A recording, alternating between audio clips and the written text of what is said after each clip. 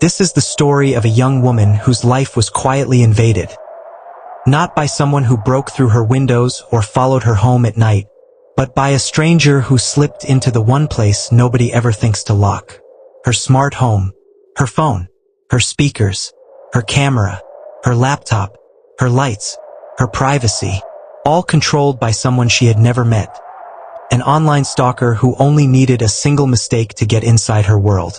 Tonight, we investigate the digital crime that terrified an entire community, and the technological horror that can happen to anyone.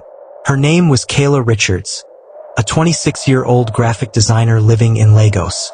Quiet, creative, and the type of person who kept mostly to herself. Her friends often joked that she lived inside her devices. Kayla had a fully automated apartment.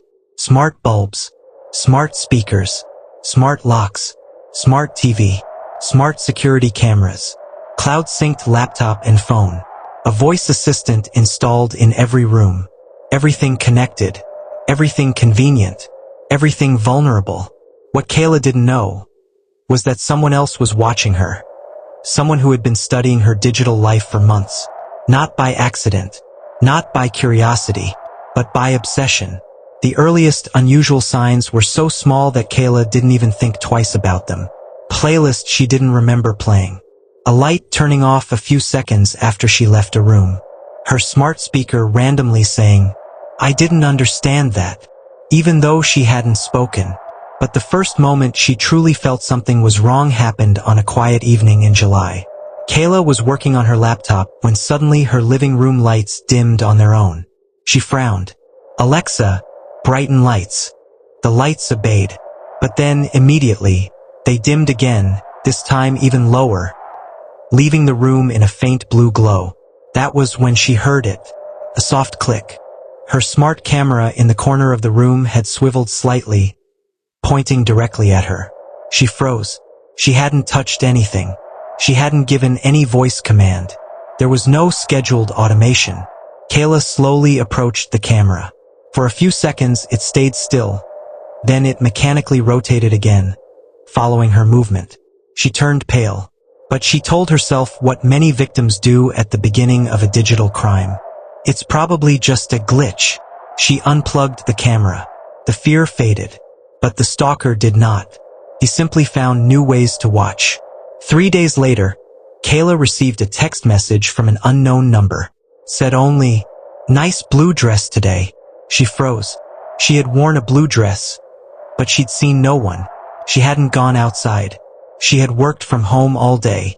She deleted the message, blocked the number, but at 2:14 a.m. that night, her smart speaker turned on by itself, playing a soft whispering voice through the room. "Why did you block me, Kayla?" She bolted upright in bed. Her heart slammed in her chest. She unplugged the speaker and sat in the dark, shaking. Kayla called her best friend, Jade, who tried to calm her down. "It's a hack. Just reset everything tomorrow." But what Jade didn't know was that the stalker wasn't inside Kayla's devices anymore. He was inside Kayla's cloud account. A deeper, more permanent level of access. One that couldn't be shut off with a simple reboot. For months, police would later investigate what type of person Kayla's stalker was. They found no fingerprints, no physical evidence, no clues in the apartment, but they did discover his digital markers. He was highly skilled, experienced, patient, and frighteningly methodical. He didn't break into her home. He didn't follow her physically. He didn't need to. He studied her social media, collected everything she posted, mapped her habits, identified her smart home setup, found old passwords leaked online from unrelated breaches, pieced them together, and built a digital skeleton key. He wasn't after money. He wasn't after data. He wanted her. He wanted her attention, her fear, her life revolving around him. This wasn't hacking. This was obsession combined with access. A dangerous combination. The first week of the hack was unsettling. The second week was terrifying. By the third week, Kayla couldn't sleep. Devices spoke on their own. Lights flickered in patterns. Her TV switched to a black screen with text. "Wake up." Her phone camera turned on by itself during calls. Her laptop typed messages she didn't write. But the moment everything escalated happened on a rainy Saturday evening. Kayla was alone, watching a movie to distract herself. Suddenly her apartment lights turned blood red. Her TV shut off. Her smart lock clicked, locking the door. Then her speakers whispered, "Sit down, Kayla. You and I need to talk." She screamed, and that was the moment she realized. This wasn't a glitch. This wasn't a prank. This wasn't a malfunction. Someone was inside her home. Not physically, but digitally. And they weren't planning to leave. At first, Kayla thought she was losing her mind. By week 3, she stopped thinking that. Because everything happening in her apartment had a pattern, a rhythm, a sense of intention. And that meant one thing: someone was controlling it. Someone who knew her routine. Someone who learned her habits. Someone who wanted to teach her fear. And the moment she realized that was the moment she stopped being just a target. She became prey. The night the lights turned red, Kayla's panic exploded into pure survival instinct. She ran to the door and tried to unlock the smart deadbolt, but it wouldn't budge. The voice came again, deeper this time, distorted like a corrupted recording. "Kayla, stop running." She grabbed her phone to call the police, but the screen blinked twice and shut off. Not powered down, remotely disabled. That's when she realized the stalker wasn't just watching. He was controlling. The lights flickered faster. The speakers whispered static. Her TV turned on by itself, glowing white. Then a message appeared in bold black text. "Turn around." She froze. Her body wouldn't obey. Her breath caught in her throat. Then slowly she turned. The camera in the corner rotated toward her. Slow, deliberate, like a mechanical eye focusing on its prey. Kayla screamed and threw a towel over it. The voice on her speakers hissed, "Don't do that." Then, everything went silent. Her entire smart system shut off at once. Lights, TV, speakers, cameras, laptop, phone, blackout. Kayla stood in utter darkness, breathing hard, shaking, terrified. The lock clicked open, finally. She didn't think. She didn't gather anything. She just ran. She sprinted down 3 flights of stairs barefoot, crying, gasping for air. Neighbors peeked out as she pounded on doors, but her story didn't make sense. "A hacker locked me in my apartment. He's talking through my speakers. He's watching me. Please help." Nobody knew what to do. One elderly man gave her a glass of water. Another told her to call the police. But her phone was still dead. So she walked to her best friend Jade's apartment, 15 minutes away, under streetlights that felt dimmer than usual, every shadow feeling like it was following her. When Jade opened the door, Kayla collapsed into her arms. But the nightmare didn't stop at Jade's. It followed her. At Jade's apartment, Kayla tried turning her phone on again. This time it worked. But what she saw made her stomach drop. Her phone's wallpaper had changed. It now showed a photo of her, taken that night minutes earlier, standing in her own living room, eyes wide in terror, bathed in red light. Below it, a message. "I told you not to run."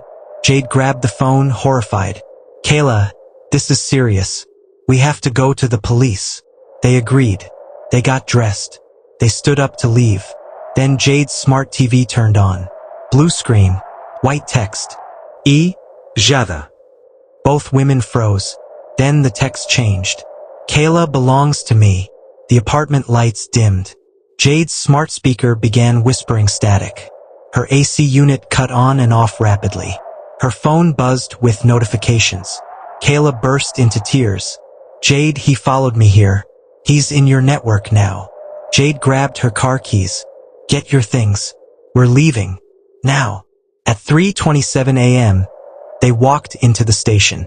Kayla's voice was shaky as she explained, "I'm being stalked digitally. He hacked my smart home devices. He shut off my phone. He locked me inside my apartment." 2 officers exchanged glances, the kind most victims hate. Another technology panic case. Another glitch. Another overreaction. But then Jade spoke. "He broke into my devices too. He sent messages through my TV. It was real. That changed everything. The officers took their phones, recorded statements, logged the incident. But then one question came. Do you know who might be doing this? Anyone recently blocked, rejected, argued with, obsessed with you? Kayla shook her head. I don't know anyone like that. He's a stranger. And that was the problem. Strangers leave no motive. Strangers leave no starting point. After reviewing her devices, the station's cyber unit discovered something chilling.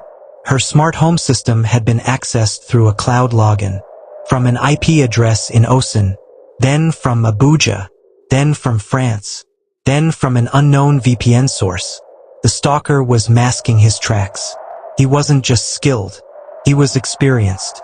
They tried tracing the connection. Every lead hit a dead end. One officer said quietly, "This is not a kid messing around. This is someone who knows exactly what they're doing."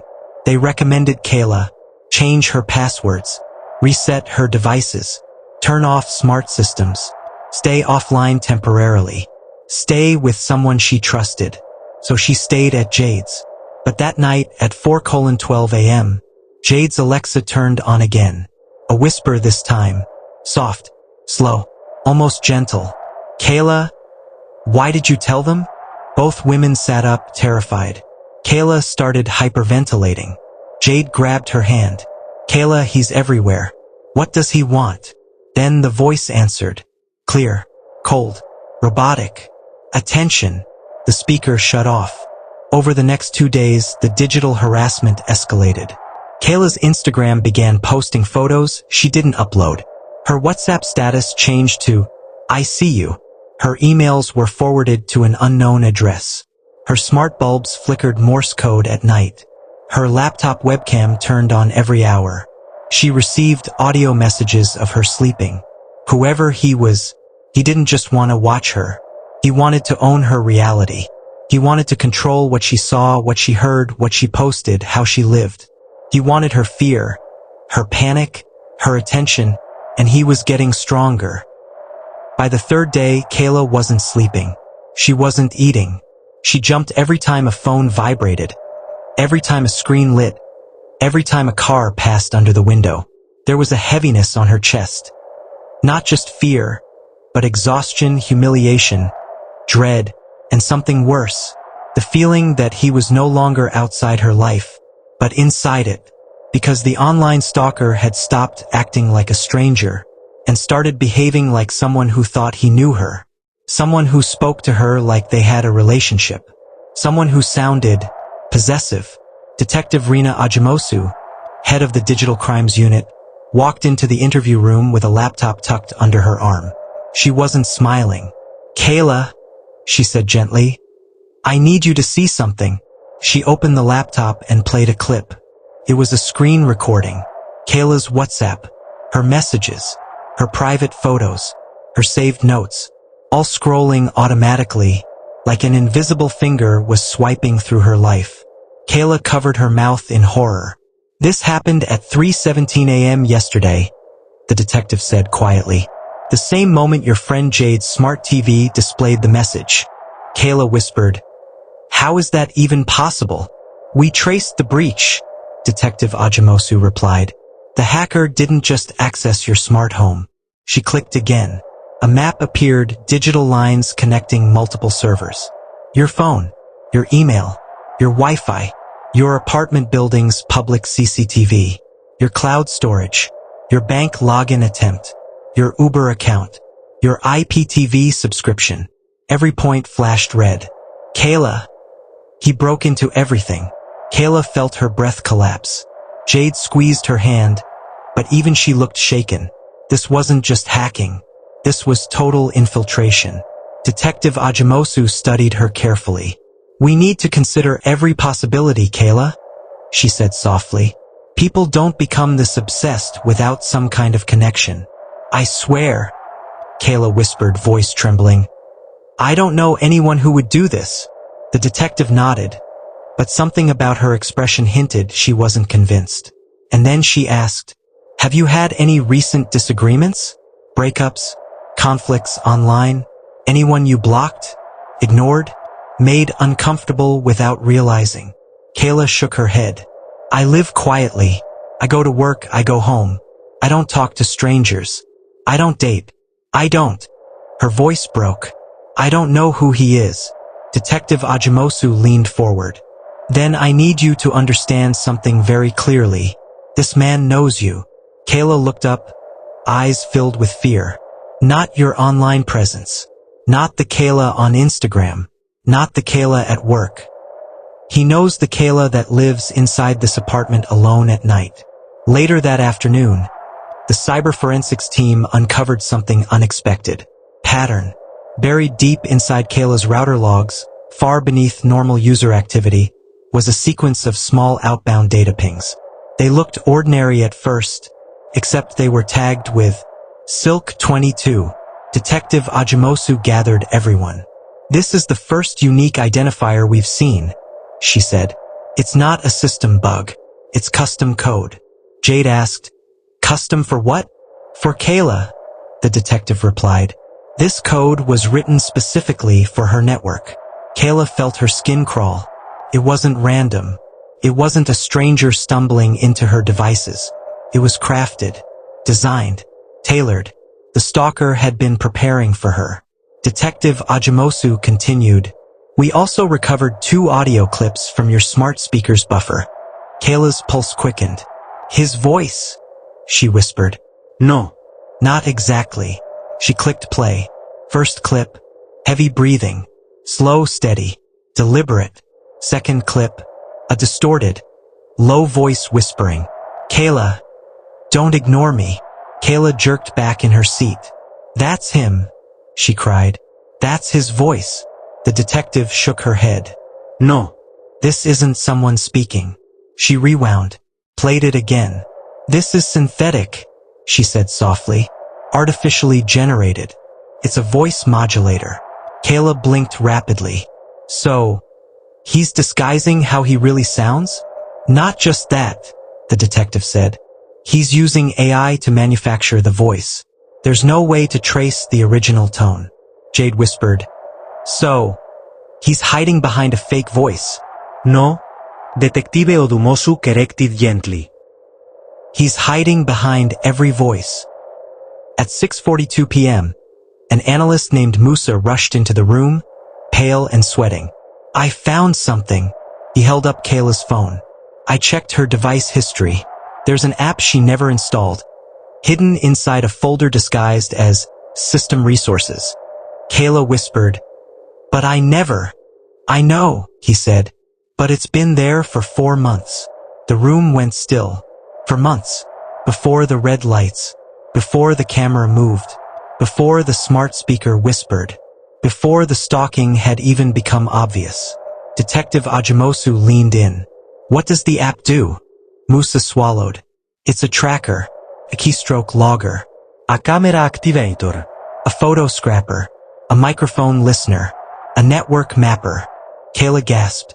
It's basically a remote control for her entire life, Musa finished. Detective Ajimosu took a step back. So he's been watching her for months. Musa nodded grimly. And the app name? He turned the screen around. It read, Silk. Kayla felt her stomach drop. The same tag from the router logs. The same signature in her smart home system.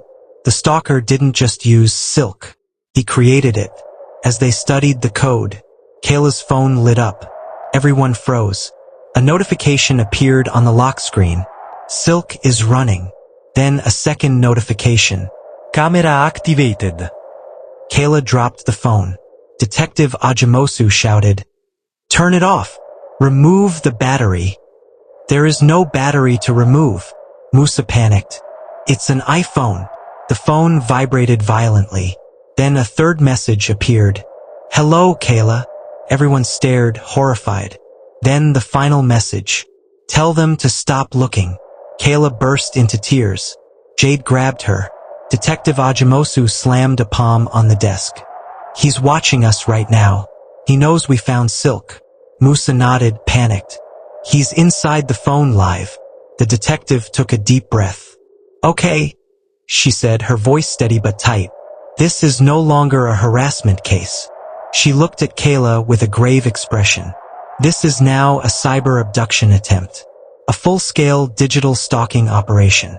Kayla trembled. Her nightmare wasn't escalating. It was only beginning. The moment "Hello, Kayla" flashed on the screen, everything changed. This wasn't just digital stalking anymore. This was active surveillance. This was control. This was someone who didn't just study her life, but believed they were entitled to it.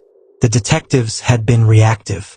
But now they were on the clock, because the stalker knew they were getting close, and he did not like being seen. The digital forensics lab buzzed with tension.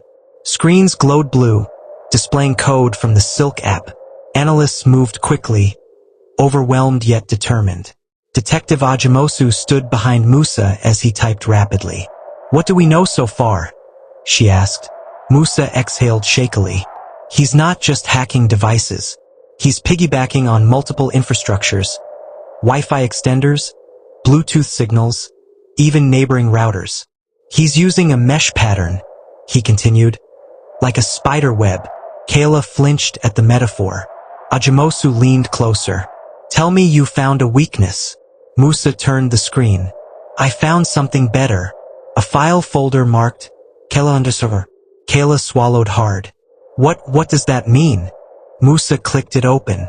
Inside were subfolders. Photos she'd never posted. Audio clips she'd never saved. A GPS logs down to the minute. Her old passwords, even ones she forgot. A compiled timeline of her daily routine. Notes she wrote to herself in her phone's memo app. Messages she typed and deleted but never sent. Kayla whispered, "How does he have that?" Detective Ajimosu's voice went low. "Because he wasn't collecting your data. He was studying you. Like a case. Like an obsession." A profiler named Dr. Bello entered the room. She studied the folders for several minutes before speaking. "This isn't random," she said. "He didn't pick her by chance." Kayla clasped her hands tightly. "Then, why me?" Dr. Bello turned to her. "It always starts one of three ways in digital stalking cases. They fixate on someone who posts frequently. They fixate on someone who fits a fantasy. Or they fixate on someone who doesn't post at all. That person becomes a mystery they want to solve." Kayla felt her stomach twist. "I don't post much," she whispered. "That's exactly why he chose you," Dr. Bello said softly. "He wanted someone invisible. Someone he could observe privately. Someone whose life he could fill with his presence." Jessica whispered. "He wants her isolated." "Exactly," Dr. Bello replied. "But we need to figure out why now. Why this escalation?" A junior tech analyst named Kamsi rushed in. "Detective, you need to see this." He plugged in a USB. On screen appeared timestamps from Kayla's IP logs. Detective Ajimosu scanned them. At first glance, they looked ordinary, until Kamsi highlighted two entries. Both were from 2 months earlier. Both logs were labeled. "Local connection, 2 meters." Kayla blinked. "What does that mean?" Kamsi's voice was cautious. "It means someone connected to your network while being inside or immediately outside your apartment." Kayla froze. Jessica grabbed her hand tightly. Detective Ajimosu asked quietly, "Kayla, has anything strange happened in your building in the last few months? Maintenance workers? Neighbors acting unusual? Someone loitering around your door?" Kayla shook her head. "No. But sometimes when I got home, I thought I heard someone walking away from my hallway." Jessica whispered, "Kay." "And once," Kayla continued, voice trembling, "my door was unlocked even though I swear I locked it." Detective Ajimosu exchanged a grave, knowing look with Dr. Bello. "He wasn't just watching you through your phone," the detective said. "He was here." At 11:18 p.m., a breakthrough emerged. Analyst Kamsi isolated a hidden code segment inside Silk. The function name, or Iron Bridge. "This isn't random," Musa said. "This looks like a signature." Dr. Bello added, "Cybercriminals often hide ego markers. Little signatures no one else would appreciate. But they know. So it's a nickname? Jessica asked.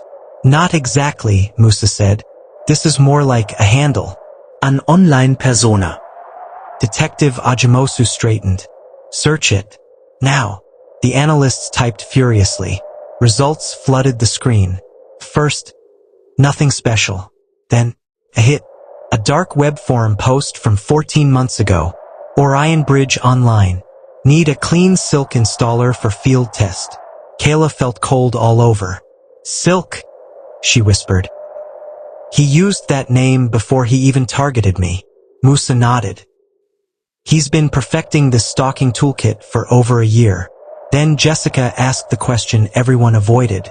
So, how many victims has he had? Silence fell. Dr. Bello answered quietly. We don't know. Another message appeared in the dark web thread under the original post. A reply. A user with a simple profile. Dusk. And below it. PM me. I can assist. Detective Ajimosu zoomed in on the timestamp. 7:02 p.m., she murmured. The same night Kayla's router was first compromised. Jessica whispered, That was months ago. Kayla's voice quivered. He was preparing even back then. Detective Ajimosu turned to her team. Find Dusk. Cross-reference the username. Search social leaks, known hacker pseudonyms, old IRC logs, breach caches, everything. Analysts scattered. For the next hour, they worked in tense, determined silence. Eventually, Kamsi spoke up. I got something.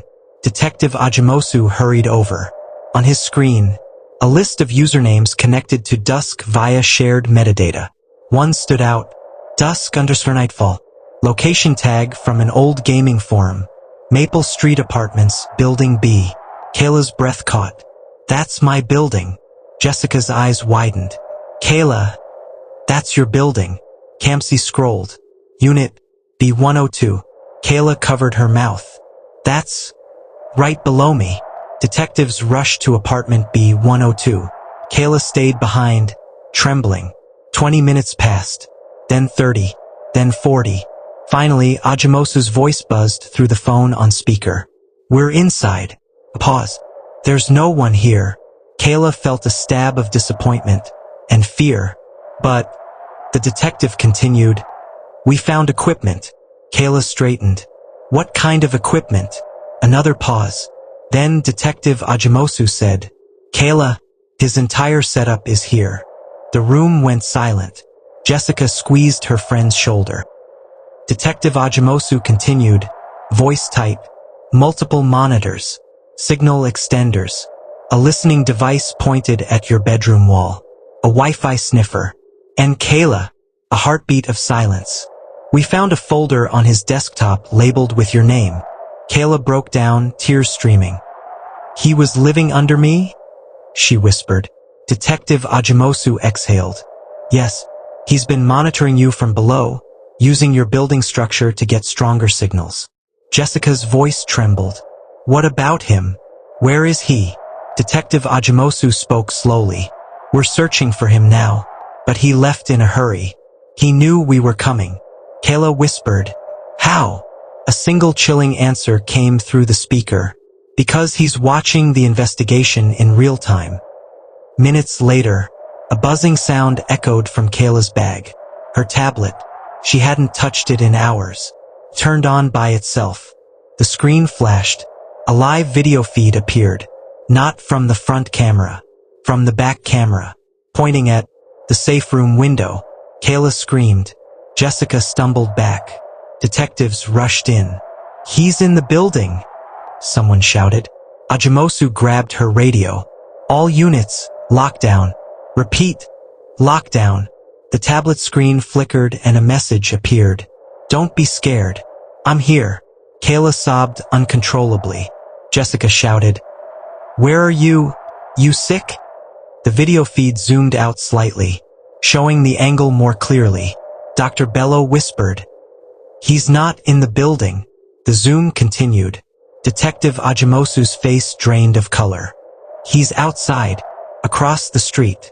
Kayla collapsed. Jessica held her. Through the window's reflection, a faint figure could be seen on a rooftop, holding a phone. A hooded silhouette. Watching. Recording. Waiting. Police sprinted out of the station. Multiple units surrounded the building. Snipers scanned rooftops. Spotlights swept the street. Kayla peeked from behind the wall, trembling. Jessica stayed glued to her side. Detective Ajimosu barked orders. Check the rooftop. Secure the perimeter. We do not let him slip. Officers stormed the building across the street. But moments later, negative. He's not here. Kayla's knees nearly gave out. Jessica held her tighter. Dr. Bello exhaled shakily. He's playing cat and mouse. He knows the blind spots.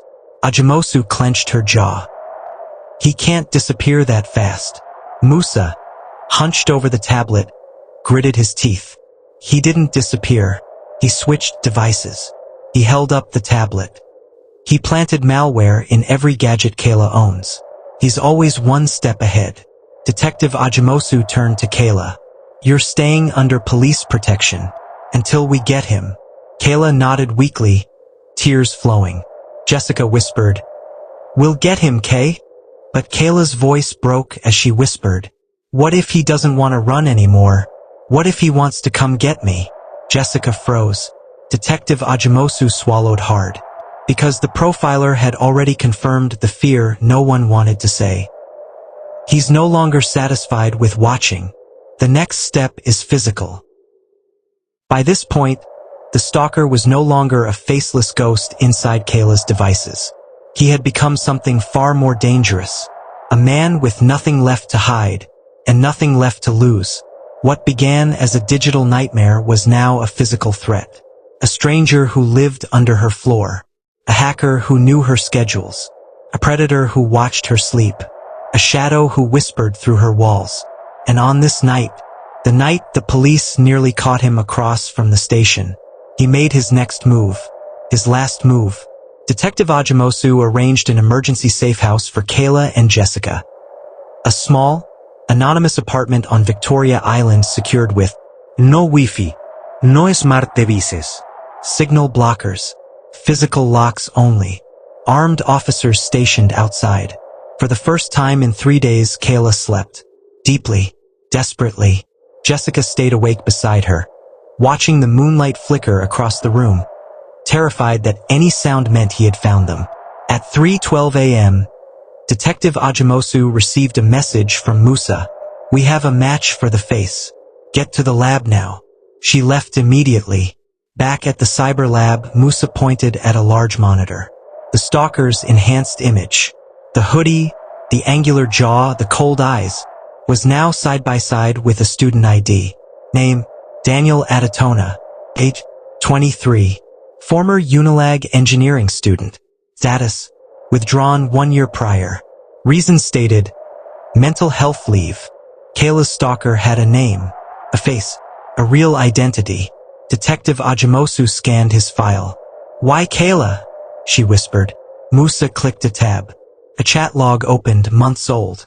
Daniel had been posting anonymously on several dark web forums. One message stood out. I need a clean test subject. Someone predictable. Quiet. Alone. Below it was an image. A photograph taken outside of a cafe. Kayla, walking alone, looking at her phone, completely unaware. Dr. Bello entered the room, scanning the screen. He didn't fall in love with her, she said quietly. He selected her, clinically, like choosing a device to exploit. Detective Ajimosu felt sick. So this was never personal, she said. No, Dr. Bello replied. For him, it was a project. A woman he could control like a system. Musa suddenly tensed. Detective, he said, there's something else. He opened one final log file. A message from Daniel to another hacker. Once the system is complete, I'm going to bring her home, Dr. Bello whispered. That means he's planning to take her. Physically. Ajimosu grabbed her radio. We need to move Kayla. Now. But it was already too late. 4:03 nachts. Kayla woke to a sound. A soft tapping. Not inside the room. Above it, on the roof, Jessica stirred. What was that? Kayla whispered, trembling. He found us. The tapping stopped. Silence. Then, the electricity cut out. The hallway lights flickered. Boots thudded outside. Officers shouting, "Hey! Stop! Stop right there!" Gunshots. A scream. A body hitting metal railing. Kayla's blood turned to ice. Jessica held her tightly. A voice cut through the chaos. "Kayla!" Her heart dropped. He was outside the door. "Daniel!" Detective Ajimosu sprinted into the building as backup arrived. "Third floor!" she screamed. "He's trying to break in." Inside, Kayla heard the lock rattle. Then Daniel's voice, soft, calm, almost affectionate. "Kayla, please open the door. You're safe with me," Jessica whispered. "Don't say anything." Daniel knocked gently. "You don't have to be scared. I fixed everything. I removed the noise from your life. I cleaned it." Kayla pressed her back against the wall, tears running down her face. Jessica whispered, "The police are coming. Just stay quiet." But Daniel seemed to hear her fear. He pressed his forehead to the door. "Kayla, they don't understand you like I do." Kayla shook violently, but something inside her snapped. Anger. Violation. A burning NO. She stood up slowly. "Daniel," she whispered. Jessica gasped, "Kayla," but it was too late. Daniel froze outside. The sound of his breath catching was audible through the door. Then he spoke with terrifying, trembling excitement. "You said my name." Kayla stepped forward, voice cracking. "What do you want from me?" Silence. Then, "You." He pressed his palm against the door. "I want you. I want your time, your routines, your silence, your attention." His voice rose, shaking with emotion. "I want you to need me." Kayla whispered, "You don't know me at all." Daniel exhaled shakily. "I know everything about you." His fingers twisted the handle hard. Then, boom! The door exploded inward as police tackled him to the ground. Daniel screamed. Not in pain, but rage. "Kayla! Kayla! Look at me! Look at me!" Detectives pinned him down. He thrashed violently. "You're mine! You were supposed to be mine!" Kayla collapsed into Jessica's arms sobbing. Ajimosu grabbed Daniel by the collar. "It's over," but he smiled, white, euphoric, and whispered, "You'll never erase me." Daniel Adatona was arrested and charged with cyberstalking, unauthorized access to private systems, digital harassment, et surveillance crime. attempted kidnapping, intent to harm. Prosecutors later added, a creation of an illegal spyware tool, Silk, planning a physical abduction. He was sentenced to 22 years in prison. The digital forensics team dismantled his entire system. Analysts found video logs, audio files, plans for Silk 2.0, a lists of potential future victims, dozens of hacking tools, his dark web conversations, his obsessive logs about Kayla. Every file ended with one final line. "She completes me." Kayla spent months in therapy. She got a new apartment. Offline. No smart devices. No cloud accounts. Everything analog. She wrote in a statement, "I thought technology made my life easier. I never knew it was letting someone into my life until he was already inside." She no longer sleeps with her phone in the room. She no longer posts online. But she is alive. Because she fought. Because evidence surfaced. Because someone noticed her fear. And because Daniel made one fatal mistake. He believed Kayla would always be alone. He underestimated her strength. He underestimated the police. And in the end, he underestimated how visible he became. The moment he stepped into the real world. Kayla's story isn't a ghost story. It's not supernatural. It's not impossible. It's not rare. It is a reminder. In the digital age, someone can break into your life without ever touching a door, without ever standing in your hallway, without ever breathing your air. And sometimes, the scariest monster isn't the one in the dark. but the one hiding inside your own devices.